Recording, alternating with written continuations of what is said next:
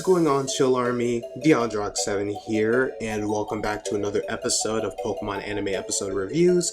Today we're going to be reviewing Pokemon Journeys Episode 69, Watch Over My First Errand. Now yes, I know Episode 70 was recently released, but due to this app that I usually take my notes on whenever I'm writing these reviews, due to that crashing on me for some unknown reason, I had to postpone the episode, but now that it's working again, we can make reviews again. So today we're going to be reviewing episode 69, while tomorrow we'll be caught up and review episode 70.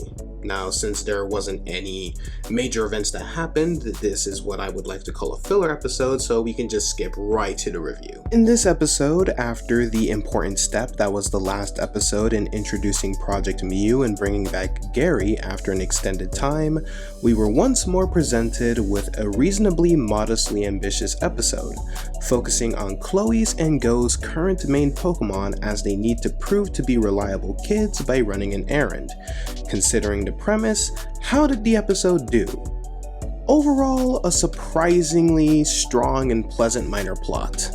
This episode, very similar to the Flabébé one some weeks ago, bears quite a passing resemblance with an episode from the XY series involving Chespin having to run an errand, and also the adventure that resulted thanks to a shared inspiration from the Japanese television program My First Errand, focusing on following children as they're going through their first errand for their parents.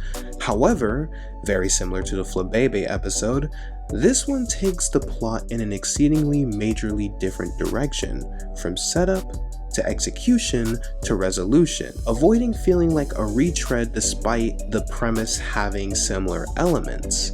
One thing I particularly enjoyed during this sense was how, very similar to plenty of recent episodes, this one begins right into the thick of things, with Ash, Go, and Chloe visiting the Vermilion City Pokemon Center running an errand of her own for Professor Cerise, just for the mischief caused by Grookey to steer a discussion between Go and Chloe about which of their Pokemon is truly mature, just for Ash to offer to settle it by having them deliver the supplements to the laboratory while they follow along. This is an episode that felt like it treated the trio as a trio, and that is excellent. Similarly, I quite liked how during this episode, the Team Rocket trio had a reasonably notable role for the first time in a while, which does not rely too heavily on them being threats by having them want to essentially get some frozen dessert for their pie, and ending up following Pelipper to nudge him in that direction after seemingly declining to do so in a very parallel of the A-plot. I thought it absolutely was a pleasant Team Rocket-esque subplot that winds up dovetailing practically within the episode, with Jesse, James, and Meowth going to showcase a number of trademark silliness without feeling like they exist only for the sake of a fight. And I liked how they pretty much ended up selling the ice cream anyway as a matter of principle for Pelipper to finish the errand, and lampshaded they could have just taken their own ice cream to start with from the stand. I find it quite worth noting how while the Rocket Prize Master has been utilized in this episode for the first time in a while, it had been more a way to line up the episode by having the Team Rocket trio crave ice cream on top of their apple pie, focusing instead more on Morpeko's status as a pest and Pelipper as a companion, which still makes me wonder if the show is reaching to lean a bit more on them as supporting characters instead of a relentless revolving door of Pokemon. Gengar specifically was pretty good during this sense, as not only is he the most mistreated Pokemon in Ash's team in usage as of current, but this specific sequence allows him to use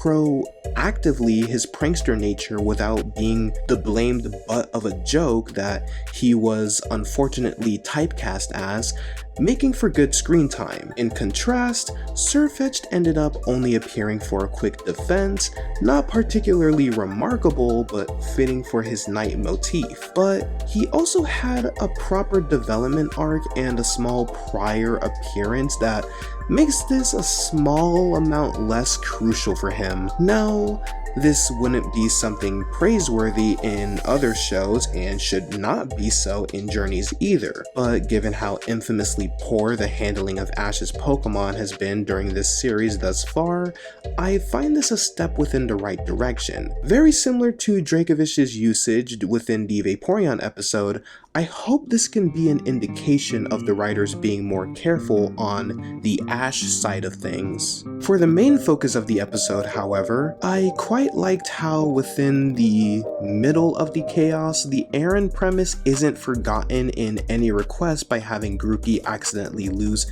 half of the supplements, having Eevee take it and head for Cerise's lab on her own in a display of actual maturity that Chloe is happy with. And that's going to be it for today's episode of Pokemon Anime Episode Reviews.